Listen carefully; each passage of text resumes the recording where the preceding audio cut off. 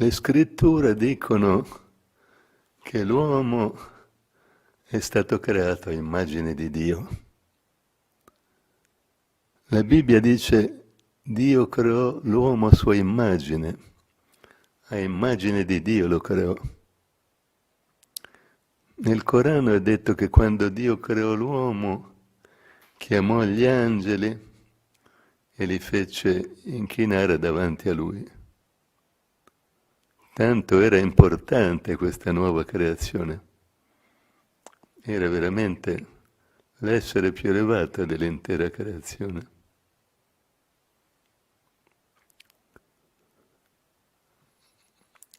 Una volta visse in Grecia un grande filosofo, Aristotele.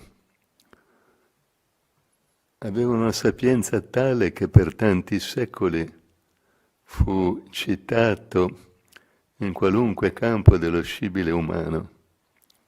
Bastava dire ipse dixit, cioè questa cosa l'ha fermata Aristotele, perché tutti la ritenessero una verità inoppugnabile. E Aristotele disse, l'anima umana è puramente divina. La divinità era chiusa dentro l'uomo. Quindi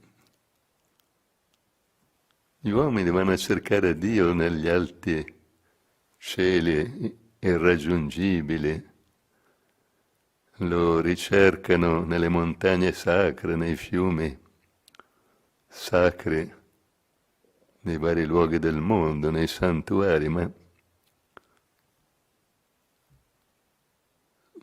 non lo cercano nell'unico luogo dove lo troverebbero veramente, cioè dentro di loro.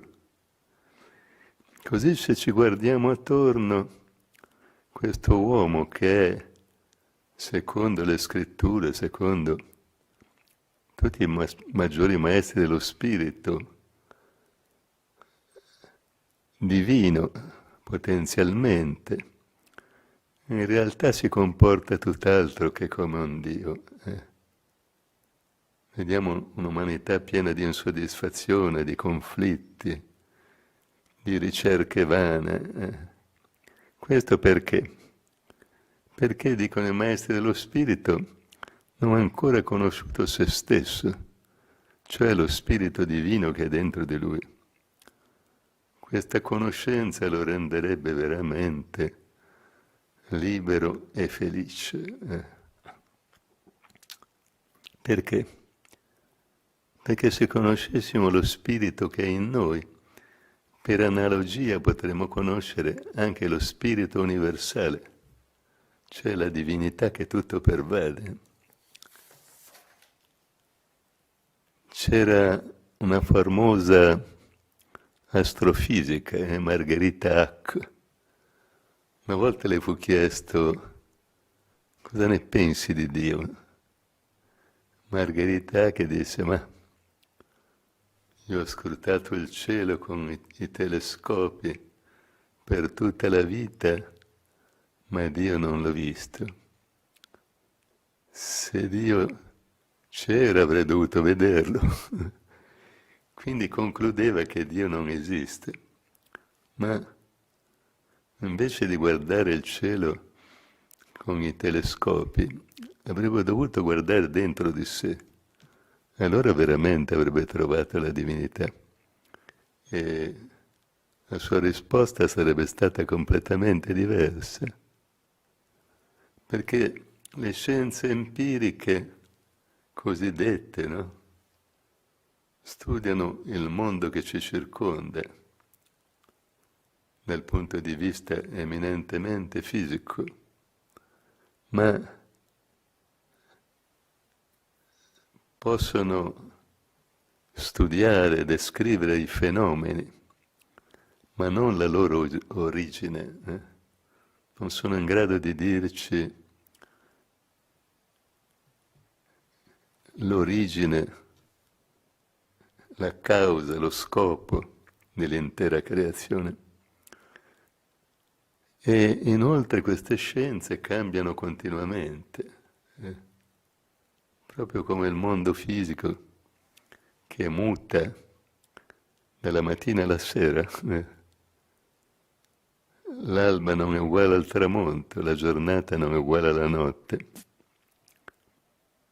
Così queste scienze attraverso il tempo cambiano diametralmente.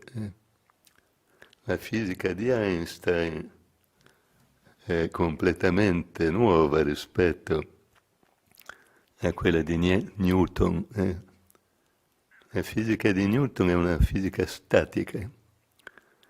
Quella di Einstein comprende la quarta dimensione, cioè il tempo, perché Einstein si accorge che l'intera creazione che ci circonda muta col mutare del tempo. E la fisica di Newton a sua volta era del tutto diversa da quella di Aristotele o di Archimede. Così gli uomini, invece di scrutare dentro di loro, continuano a guardare il mondo che li circonda. Hanno lanciato sonde nell'universo per scrutare i pianeti, le stelle che ci circondano.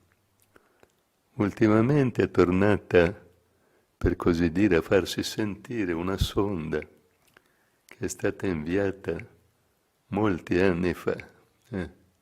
Questa sonda ha raggiunto una distanza dalla Terra di 18 miliardi di chilometri, una distanza veramente incredibile. Era stata lanciata per scrutare l'universo al di là del sistema solare.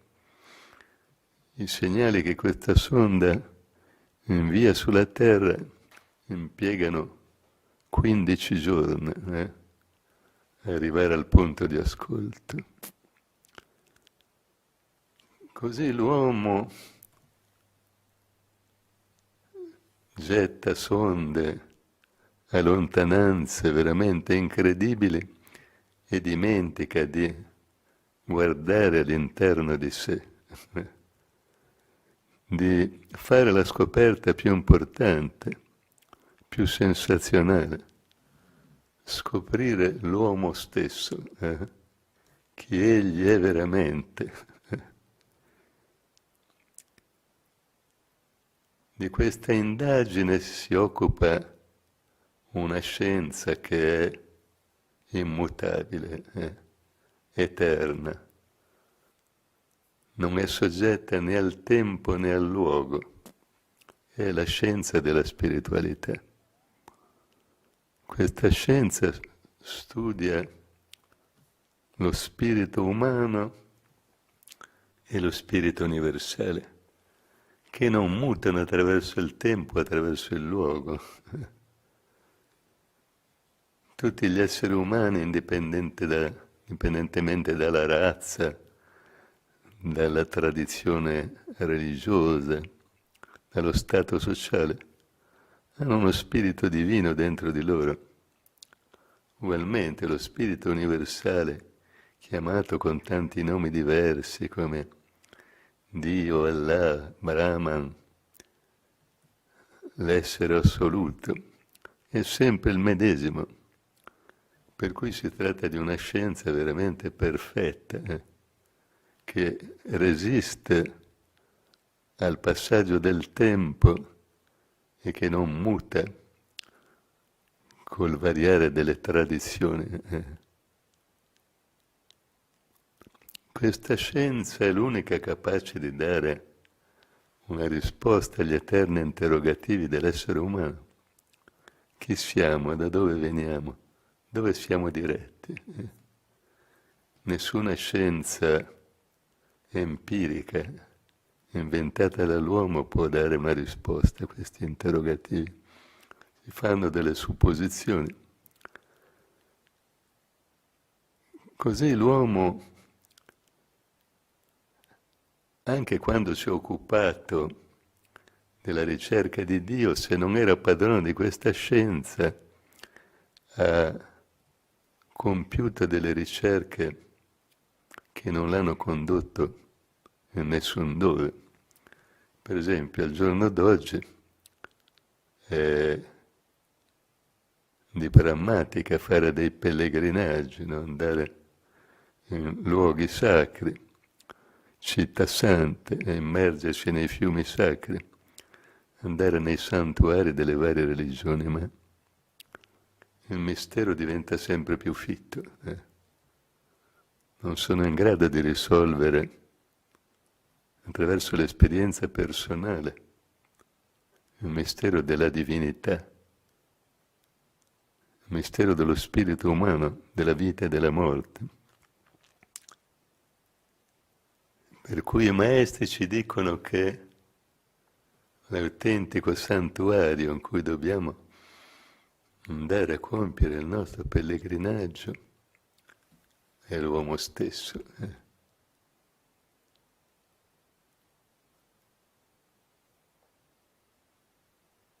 Perché l'anima umana è divina. Il pellegrinaggio al nostro spirito è come il pellegrinaggio a Dio stesso, è il vero tempio. Così nella sua divinità originaria lo spirito è caduto, in basso si potrebbe dire, si è mescolato con la materia e con la mente e quindi ha perso le sue caratteristiche originarie. E lo spirito si è separato dalla sua origine.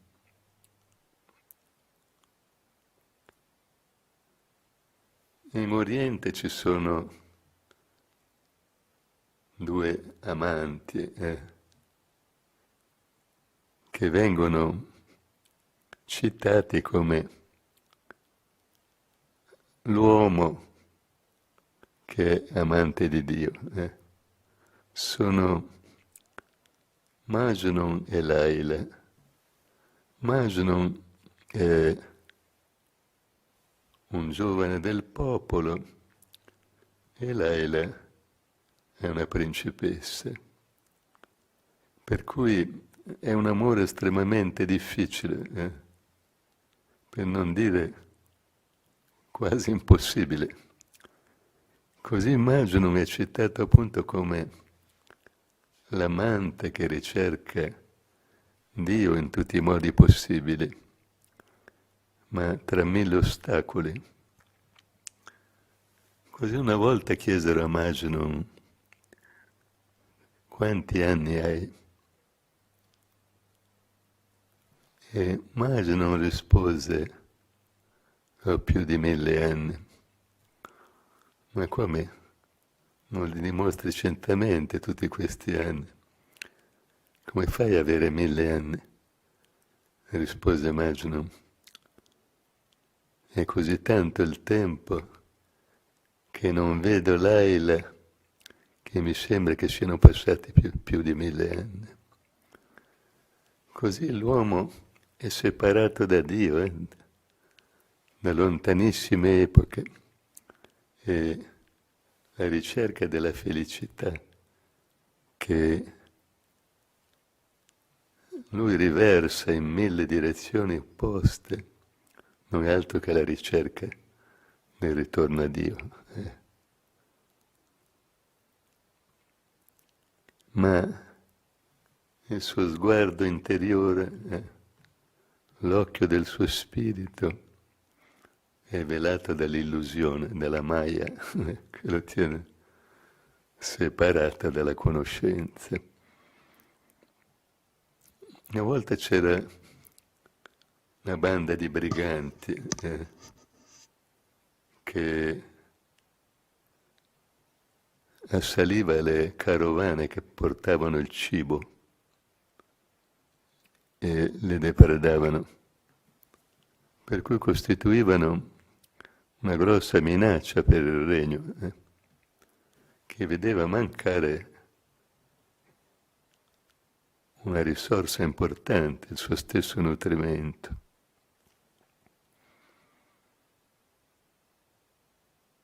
Allora il re cosa fece? Fece spedire una carovana piena di mele avvelenate. Questi briganti assaltarono la carovana, si impossessarono di tutte queste mele e poi li mangiarono. Così furono sterminati. Altrettanto compie l'umanità. L'umanità si nutre di veleni, no, che uccidono il suo spirito, invece di nutrirsi dei beni eterni che le darebbero felicità sia in questa vita che nell'aldilà, è presa dai beni deperibili di questo mondo, che la rendono prigioniera del mondo della materia. I maestri vengono proprio con questo compito, riportare l'anima al suo antico splendore originario. E l'anima che segue il maestro è come il metallo che viene messo nell'altoforno, che si fonde nel crogiolo e si libera da tutte le sue impurità. Finalmente risplende la divinità che è dentro l'uomo. Per mezzo della meditazione l'essere umano rivela il suo antico e perduto lignaggio, la nobiltà divina che ha dentro di sé. E come avviene questo? Il maestro dà all'essere umano un contatto con la luce, col suono divini, la manifestazione di Dio. Questa luce, questo suono divini risvegliano l'occhio e l'orecchio dello spirito e lo ridestano dal lungo sonno durato eoni ed eoni. Un sonno dal punto di vista spirituale in tutto simile alla morte. Vedete, nel pianeta che abitiamo, allo stato attuale ci sono circa 7 miliardi di abitanti, ma dal punto di vista spirituale sono come morti. Non conoscono niente dello spirito che è dentro di loro, della loro autentica divinità. Non sanno nulla del sentiero che riconduce alla scoperta del Dio che è dentro di loro e che pervade l'intero cosmo. Il Maestro viene a risolvere questo mistero, ma non è Lui che lo risolve per tutti noi, come dicono le religioni ufficiali talvolta. Mette ogni singolo uomo in condizione di andare lui stesso a vedere come stanno le cose.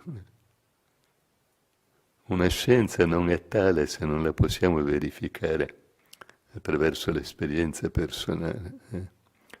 Così la scienza dello spirito mette l'uomo in grado di entrare in contatto con la manifestazione di Dio, la luce e il suono celestiale, di risolvere il mistero dell'esistenza, il problema della vita e della morte. Qual è il significato della nostra esistenza? Lo scopriamo quando entriamo in contatto con la manifestazione di Dio.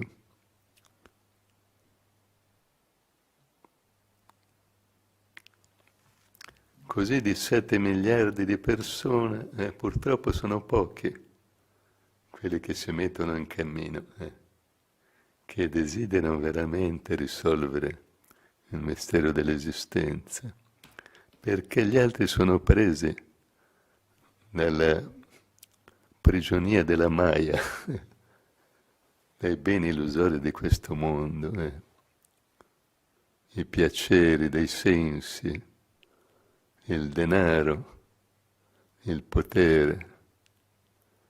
Sono tutti beni che affascinano l'uomo,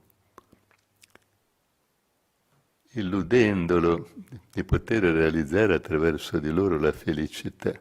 Ma alla fine poi devono abbandonare questo mondo, ignoranti come quando c'erano venuti,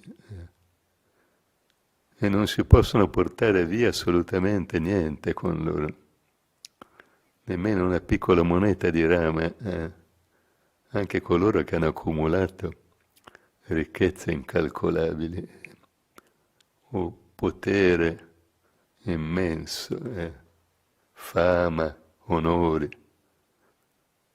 Tutto deve essere lasciato in questo mondo illusorio.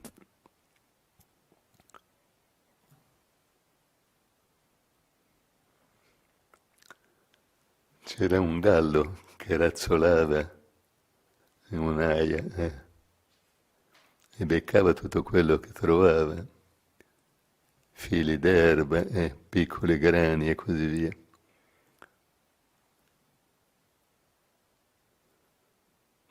Ecco che si imbatté in una perla bellissima, la guardò un momento e poi la scansò sdegnosamente col proprio piede, perché non gli serviva, non era qualcosa con cui cibarsi. Così fa anche la maggior parte della gente. Disprezza la ricerca dello spirito, la rifugia e si avvelena con i beni transitori e illusori di questo mondo.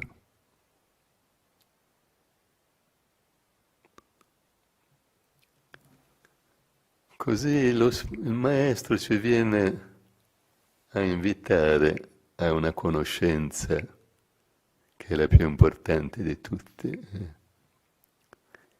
Conoscere il nostro autentico sé, chi siamo, da dove veniamo, dove siamo diretti. Una volta che abbiamo conosciuto il nostro autentico sé, allora il nostro punto di vista del mondo cambia completamente.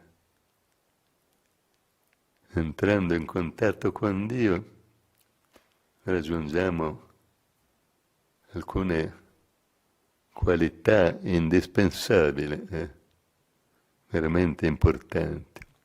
La conoscenza, innanzitutto, quella vera, la conoscenza delle cose eterne, non provvisorie, di tutto ciò che ha dato origine all'intero cosmo. Realizziamo una beatitudine interiore non realizzabile in nessun altro modo, perché Dio con cui entriamo in contatto è gioia assoluta, senza opposto, senza termine. Raggiungiamo uno stato di beatitudine che ci accompagnerà sia qui che nell'aldilà. E poi un'altra caratteristica dell'autentico amante di Dio, che cos'è? È l'amore, perché la divinità è un'armonia che permea, che cementa l'intero cosmo. La parola, potere di Dio in manifestazione. E questa armonia è un vero e proprio oceano d'amore. Per cui cominciamo ad amare veramente l'intera creazione. tutti gli esseri umani, anche i nostri fratelli minori, che sono gli animali, le piante e così via. Cerchiamo di fare il minor danno possibile. Così la dieta vegetariana diventa appunto anche un gesto di non violenza verso i nostri fratelli minori animali.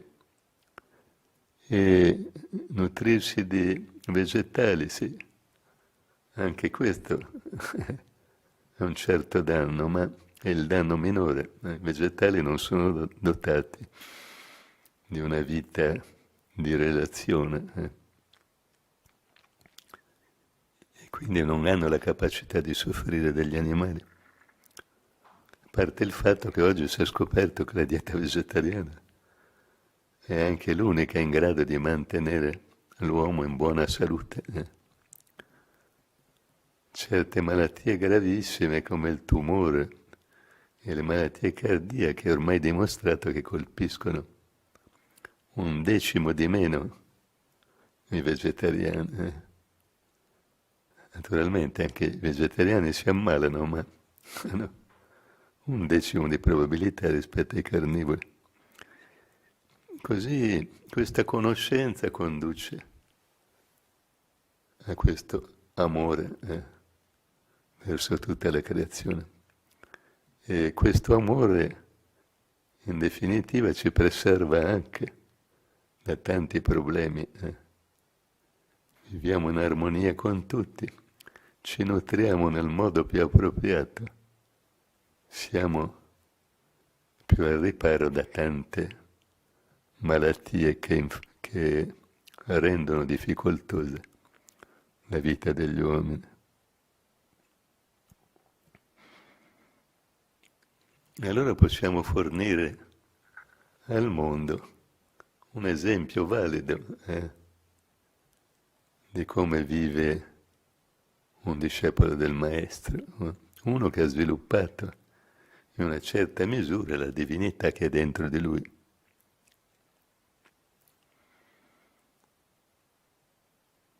Una volta c'era un leone che era invecchiato, non aveva eredi purtroppo, e allora disse: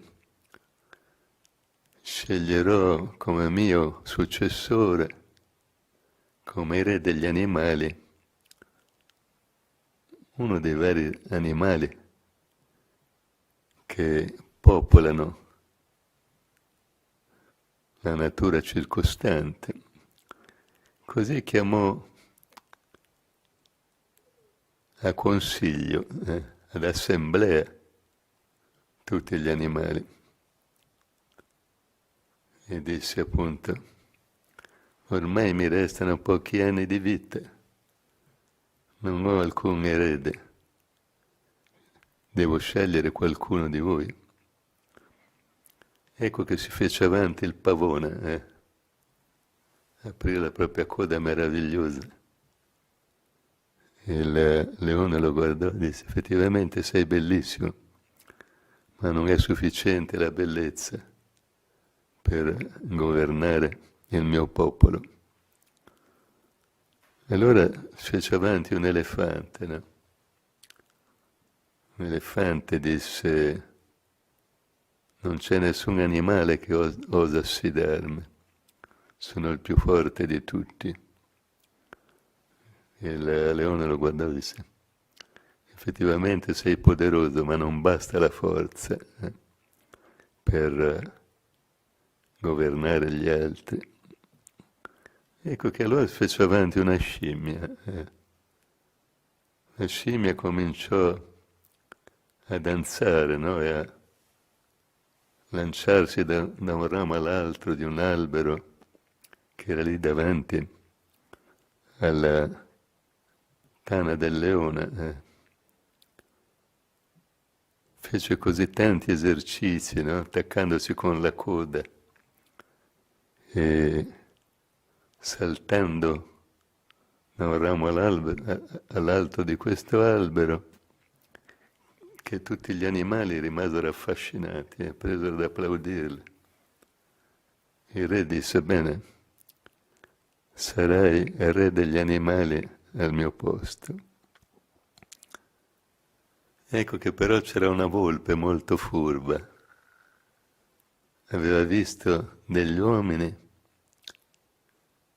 che avevano piazzato una trappola lungo un sentiero poco distante. Disse alla scimmia, vieni con me, ti porto qui in un luogo dove è custodita la corona, potrei essere incoronata. Ecco che condusse così la scimmia nel sentiero dove c'era la trappola, seguita da tutti gli animali.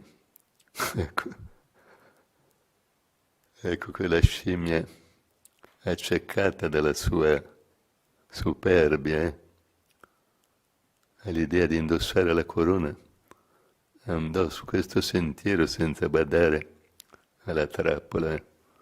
Fu così presa, rimase appesa al ramo di un albero senza potersi muovere. Disse la volpe agli animali,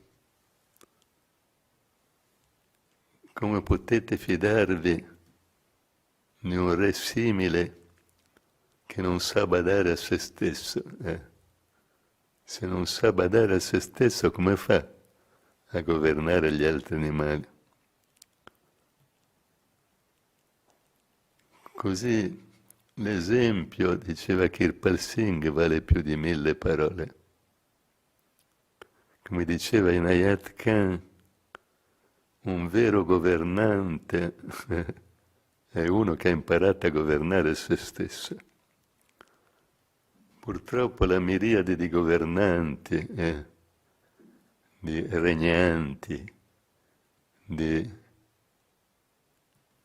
capi, si potrebbe dire, di questo mondo, non ha ancora acquistato il dominio su se stesso. Per questo non esiste ancora al mondo un governo che possa rendere gli esseri umani veramente felici.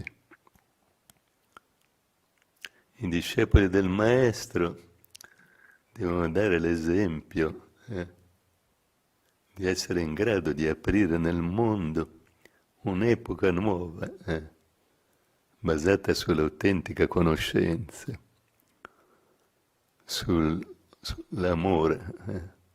sul servizio, su tutte quelle cose che rendono la vita veramente beata. Se tutti gli uomini meditassero e sviluppassero la divinità che è dentro di loro, l'età nuova che il mondo aspetta, l'età della concordia, della conoscenza, dell'amore, della vera spiritualità, sarebbe già in mezzo a noi. Quindi tutti coloro che raggiungono questa conoscenza, che sono stati messi in cammino, hanno anche questo compito, fornire agli altri un valido esempio di vita, di serenità, di gioia, di amore e di servizio. Il vero servizio rende, esalta il servitore, dà a colui che serve gli altri una felicità interiore che nessun'altra cosa la può dare. I saggi hanno detto, si comincia a vivere veramente quando viviamo per gli altri. Uno che vive solo per se stesso, che uomo è? Che felicità può avere? Per essere veramente felici dobbiamo imparare a rendere felici gli altri. Allora saremo circondati sempre da gente felice e non potremo che essere lieti beati anche noi. Questo è ciò che hanno insegnato tutti i saggi fin da lontane epoche.